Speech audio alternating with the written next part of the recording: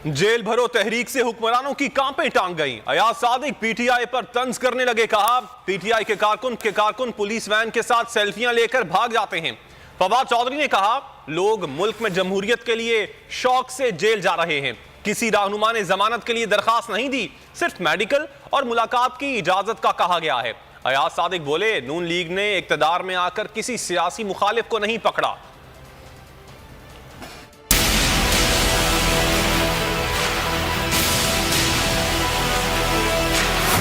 बड़ा बोल नहीं बोलना चाहिए। वो लोग जो कहते थे कि हम पाकिस्तान के सारे जेल भर देंगे, खैबर पख्तूनख्वा में एक आदमी सेल्फी लेने के लिए जेल की वैन तक आए और भाग गए। हमने जेल भरो तहरीक में किसी जो पार्लियामेंटेरियंस हैं, जो लोग हैं, उन्होंने अभी तक कोई हमने रिहाई का फैसला नहीं किया।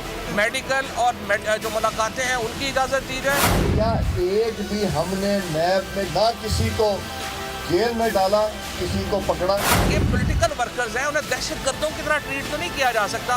पाकिस्तान का अगर आइन ना बचा तो पाकिस्तान में कुछ नहीं बचेगा।